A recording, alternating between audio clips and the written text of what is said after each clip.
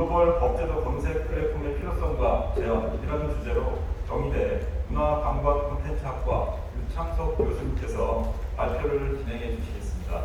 큰 박수 부탁드리겠습니다.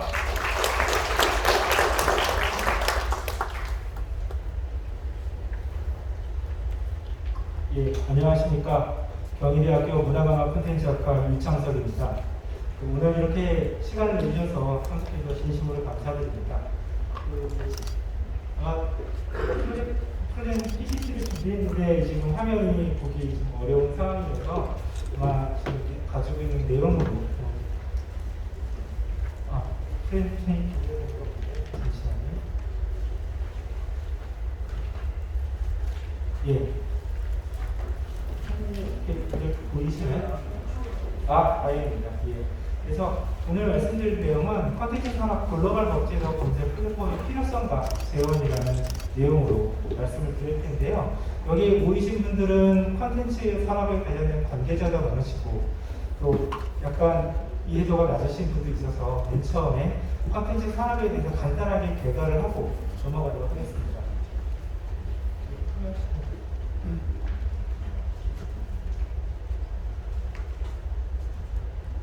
예, 방금 콘텐츠 산업에 대해서 아까 서두에서 많은 분들이 말씀을 주셨는데요. 현재 통계로 보면은 현재 매출 기준이 약 136조 원, 수출액 규모는 지금 현재 약 136억 달러, 그러니까 15억 정도, 10억, 15조 얘기를 말씀하셨는데요. 이 매출 기준이 136조 원이라는 규모가 아마 숫자가 워낙 크기 때문에 잘 와닿지 않으실 것 같은데요. 현재 한국의 반도체 산업의 총 규모가 137조 원이고요. 그다음에 자동차 산업의 신차 규모가 77조 원입니다. 그러니까 한국의 산업을 견인하고 있는 자동차나 반도체에 이어서 콘텐츠 산업이 규모상으로는 의미 있는 산업으로 성장하였다는 것들을 저희가 이 지표를 통해서 볼 수가 있고요. 또한 수출액 같은 경우 지금 현재 규모 자체는 다른 산업에 비해서 좀 규모가 적지만 굉장히 빠르게 성장하고 있고 또 이후에 지속적으로 수출이 증가할 것이라는 게 예상되어 있는 지금 의미 있는 산업이라고 볼 수 있겠습니다. 콘텐츠 산업은 규모도 중요하지만 양적인 측면에서도 저희가 좀 의미 있는 지표가 있습니다. 경제에서는 여러 가지 사업 지표들을 가지고 있는데요. 그 중에서 의미가 있는 지표들 중에 하나가 부가가치 지표입니다. 그래서 어느 산업보다 지금 가지고 있는 제조업이나 다른 산업보다 콘텐츠 산업이 부가가치를 더 많이 창출할 뿐만 아니라 고용이나 창업 유발 측면에 있어서는 어느 산업보다도 더 강력한 효과를 가지고 있습니다. 그래서 이 콘텐츠 산업에 대한 발전은 단순히 그냥 이익만 크게 증가하는 게 아니라 고용 효과도 증가할 수 있는 우리 산업 경제에 굉장히 활성화할 수 있는 좋은 산업이라고 얘기할 수 있겠습니다. 이런 콘텐츠 산업이 최근 들어서 굉장히 국제적으로 인기를 많이 띠게 되어 있는데요. 그 배경 중에 하나는 전 세계적으로 콘텐츠 유통 체계의 변화가 있습니다. 과거에는 저희가 해외 콘텐츠를 팔기 위해서는 그 나라의 지사를 세우고 관련돼서 투자를 많이 해야지만 각 나라별로 판매가 가능했는데요. 지금은 OTT나 글로벌 온라인 유통망을 통해서 굉장히 많은 국가에 빠르게 진출하는 게 가능해졌습니다. 이상한 변호사 위험의 경우에 넷플릭스를 통해서 160개국의 동시 개봉을 진행하였고요. 언어도 약 31개의 언어를 서비스하고 있습니다. 지난 7월에 유니콘 기업으로 등극한 시프트업의 데스티니 차일드라는 게임 같은 경우도 라인 게임즈를 통해서 160개국이 넘는 나라에 동시 출시하였고 약 5개국 이상의 언어를 지원하고 그런 언어 지원들을 확장해 나가는 것을 볼 수가 있었고요. 이것이 이런 두 개의 특별한 콘텐츠 예시가 아니라 현재 지금 한국에서 만들어놓은 콘텐츠의 대부분이 이렇게 굉장히 적극적으로 글로벌로 진출하고 있는 것들을 저희가 확인할 수 있었습니다. 그러면서 이제 한국 콘텐츠가 해외에 나가면서 이제 한류라는 단어를 저희가 어떻게 배웠는데요. 과거의 한류는 중국이나 일본, 또 동남아시아의 일부 지역에 국한되는 어떻게 보면 매니악한 문화로서 지칭되는 용어였습니다. 하지만 지금 시간이 지나면서 이제 한류는 단순하게 어떤 특정한 사람들이 즐기는 콘텐츠가 아니라 굉장히 범용적으로 즐기는 초국가적 대중문화라는 단어를 문화학자들이 사용하고 있는데요. 이런 지위를 획득하는 데까지 도달했습니다. 여기 지금 PPT에 보이는 표는요. 문화체육관광부의 2020년 신한류 진흥정책 추진계획에 나와 있는 표입니다. 학자들이 최근에 한류 구분할 때 이 표를 많이 활용하고 있는데요. 이걸 만들었던 시점에서는 사실은 신한류라는 개념은 이랬으면 좋겠다라는 희망사항이었던 것 같습니다. 그런데 지금은 이런 것들이 희망사항이 아니라 현실로 돼서 지금 세계적으로 인정을 받고 있는 그런 변화들을 저희들이 지금 보고 있습니다. 이런 한국 문화의 인기는 이 콘텐츠 산업에만 국한되지 않고요. 다른 제조업이나 관광산업 등 한국 경제 전반에 영향을 미친다는 것들이 현재 알려져 있습니다. 굉장히 많은 학자들이 한류가 관광이나 제조업에 영향을 미치는 현상들을 발견하고 왜 이런 현상들이 발견하는가에 따라서 다양한 연구를 진행하였습니다. 그 연구를 종합해보면 한류에 대해서 굉장히 호감을 가지게 되면 그런 호감이 한국이라는 국가 이미지에 긍정적인 영향을 미치고 이런 국가 이미지는 제품에 대한 태도, 그다음에 구매 의도나 관광 의도에 영향을 미친다는 거예요. 이런 관계를 가진다는 게 학자들이 한 100명 이상의 학자들이 실증한 결과들을 볼 수 있었습니다. 또한 경제적으로도요. 한국 콘텐츠가 많이 팔리는 국가에서 한국으로 관광으로 관광객이 유의미하게 증가한다는 것들을 저희들이 확인할 수 있었고요. 또한 그 국가에서 한류 인기와 함께 한국 콘텐츠 인기와 함께 한국 제조업이나 화장품의 매출이 의미 있게 증가하는 것들이 많은 학자들이 정교한 경제 분석을 통해 실증을 이미 진행하였습니다. 이런 한류의 파급 효과는요, 그 자체도 의미가 있지만 시간적인 관점에서 보면 더 그 의미가 증가하고 있습니다. 지금 화면에 나오는 표는 저희 연구팀이 지난 몇 년간 진행했던 연구인데요. 2006년부터 2020년까지 한국에서 진행됐던 한류와 관광에 관련된 연구들을 모두 모아서 정리를 해보았습니다. 그랬더니 한류가 관광의 태도에 미치는 효과가 시간이 지나면 지날수록 점점 더 강력해지는 것들을 저희가 확인할 수 있었습니다. 또한 여기다 넣기에는 수식들이 난무해서 넣지를 않았는데 이런 어떤 한류의 효과는 특정한 콘텐츠에 영향을 받는 게 아니라 한국 콘텐츠 모두에서 다 유의미한 효과가 나오는 것입니다. 그 다음에 국가 간의 차이도 굉장히 적은 것을 보아서 한류가 정말로 국가 간 차이나 콘텐츠 차이가 없는 굉장히 보편적인 현상이라는 것들을 저희 연구팀이 확인하였습니다. 또한 미국에 대해서 따로 연구 결과들을 좀 정리해봤는데요. 지금 왼쪽에 있는 표는 이제 미국에 대한 연구 결과표들인데요. 결과들이 좀 들쑥날쑥합니다. 그래서 어떤 결과는 미국 지역에서는 한류랑 관광에 영향이 없다, 또는 있다. 그래서 왔다 갔다 의견들이 있었는데요. 이것을 시간으로 나누어 보니까 2017년 이전에는 미국 지역에서는 한류에 대한 인식이 굉장히 낮았을 뿐만 아니라 한류를 좋아한다고 해서 한국 관광을 오겠다는 사람들이 굉장히 드물었지만 지금은 굉장히 효과가 증가하고 있다. 즉 시간이 지나면서 그 영향력들이 굉장히 퍼져가고 있다는 것을 저희들이 확인할 수 있었습니다. 한국 문화가 이렇게 발전하고 이렇게 수출도 잘 되고 그러면은 굉장히 좋아야 되는데요. 한편으로는 좀 두려움이 앞서는 게 사실입니다. 사실 한류 콘텐츠가 왜 이렇게 인기를 끌까라는 연구들이 꽤 많이 진행되는데요.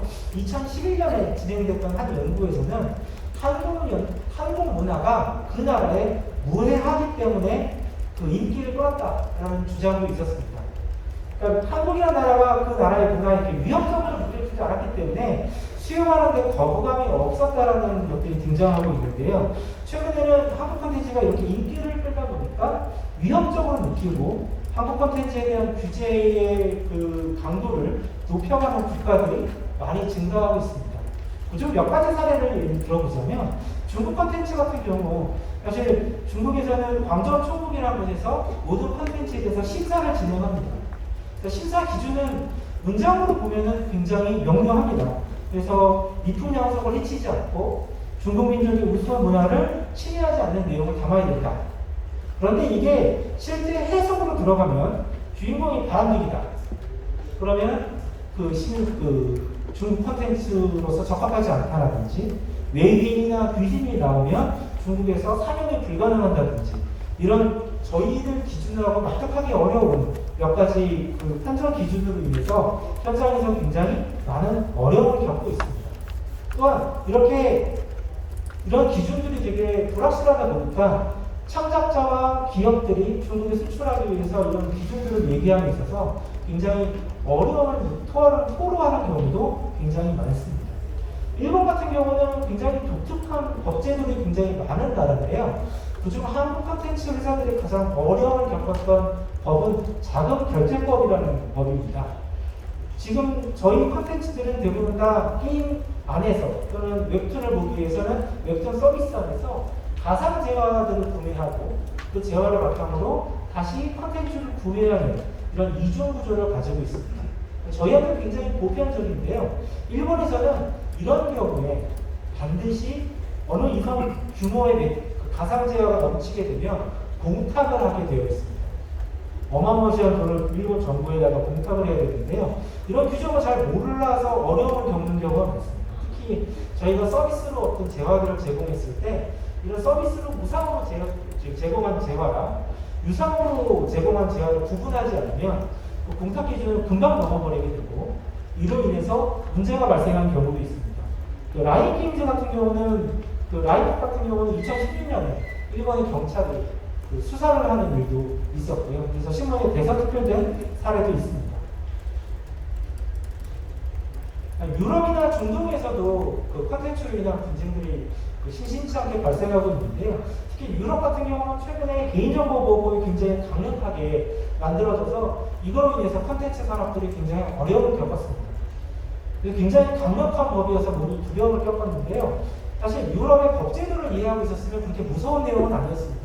왜냐하면 아무리 강력하다 하더라도 이게 유럽에서 EU에 의해서 결정이 되고 각 나라에서 인준을 받아야 되는데 이 기간이 짧으면 5년입니다. 굉장히 긴 기간 동안 저희가 준비할 수가 있는데 이런 내용들을 모르다 보니까 각 기업에서 굉장히 많은 비용을 이 법을 준비하는데 지편하였고요. 또 막상 각 국가에서 이게 법이 리조브 되면서 또 법안이 변경되는 또 그런 일도 있기 때문에 어려움을 겪고 있고요. 또 유럽에서는 또 문화적으로 굉장히 배척하는 부분들이 있습니다. 저희가 서양 콘텐츠니까 뭐 마법진지라든지 악마의 형상이라든지 그런 것도 당연히 서양 문화의 일부 아니야? 라고 콘텐츠에 자주 사용하는데요.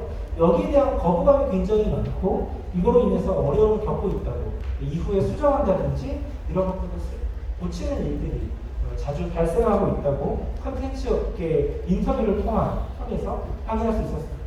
중동 같은 경우에도 그 나라의 어떤 독특한 종교적 체계, 그 다음에 어떤 민족적 체계로 인해서 저희가 보편적으로 받아들이는 부분들에 대해서도 규제가 벌어지고 콘텐츠에 대한 유통을 금지하는 현상들이 빈번하게 발생하고 있는 것들을 저희가 확인할 수 있었습니다. 이렇게 다양한 나라의 법적 규제가 있는데요. 이게 국가마다 다 다르고 민족마다 다르고 그렇기 때문에 이것들을 사후에 대응하게 되면 굉장히 많은 비용이 들어갑니다. 특히 콘텐츠 같은 경우는 만드는 데는 굉장히 많은 비용이 들어가지만 유통하는 데는 비용이 적게 들어가는 굉장히 규모의 경제가 존재하는 산업입니다.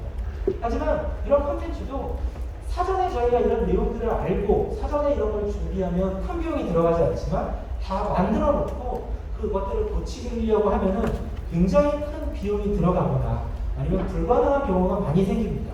그래서 만약 저희가 이 국가들의 어떤 법이나 제도의 특성 이런 변화들을 미리 알 수 있는 플랫폼이 존재하다면 해외 진출 범위를 더 넓힐 수 있을 뿐만 아니라 해외 진출을 하는 데 있어서 지금보다 더 적은 비용으로 해외 진출을 준비할 수 있을 것 같습니다.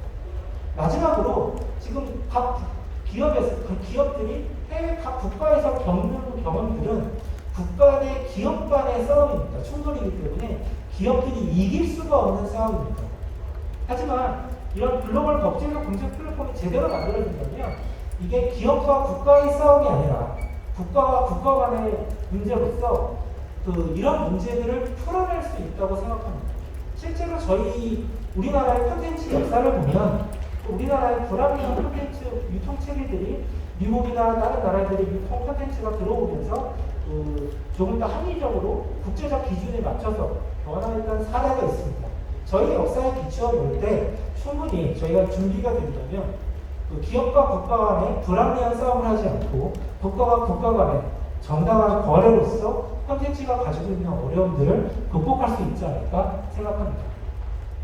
그 다음에 정책적인 관점에서요. 이렇게 글로벌 법제적 검색 플랫폼은 경제학자들이 사용하는 용어로서 양의 외부성이 발생하는 시장 실패의 영역입니다. 무슨 뜻인가 하면 하나의 기업이 글로벌 검색 플랫폼을 만들게 되면 얻는 효익에 비해서 들어가는 비용이 너무 크기 때문에 기업 레벨에서는 준비하기 어렵습니다. 하지만 만약 국가가 만들어진다면 모든 기업들이 혜택을 보기 때문에 굉장히 큰 혜택을 볼 수 있는 거예요. 그래서 어느 누군가의 기업이 해줄 수 없지만 국가가 있을 때 굉장히 큰 효과가 나는 국가가 반드시 해야 되는 영역 중에 하나로서 경제학 교과서에서 얘기하고 있는 영역이고요. 글로벌 법제적 검색 플랫폼이라는 내용이 바로 여기에 부합되기 때문에 국가가 해줘야 되는, 반드시 해야 되는 분야라고 생각합니다. 또한 정책적으로는 사실 콘텐츠 산업은 굉장히 빈익빈 부익부가 심한 산업입니다. 하지만 한번 창작자들이 큰 성공을 거두게 되면은 성공할 수 있기 때문에 이런 대기업과 중소기업의 불균형을 이런 것들을 해소하는 것에 있어서 이 검색 플랫폼이 의미 있는 결과를 낼 수 있을 것 같고요. 또한 각 국가의 어떤 특성들을 모음에 있어서 일반 기업들이 각 국가의 특성을 창작가라는 얘기하는 데는 국가적인 어떤 신뢰가 없을 경우에는 창작자라는 얘기하는 건 어려움을 겪고 있습니다. 실제로 이런 것 때문에 창작자와 유통기업 간의 분쟁 사회도 실제로 심심치 않게 발생하고 있습니다. 그래서 국가가 이런 걸 해준다면 이런 커뮤니케이션에서 굉장히 큰 도움이 될 거라고 생각하고요. 또 이게 이미 굉장히 많은 내용들을 갖춰놨기 때문에 큰 비용을 들이지 않고도 의미 있는 정책을 만들 수 있지 않을까 생각합니다. 이상으로 발표 마치도록 하겠습니다.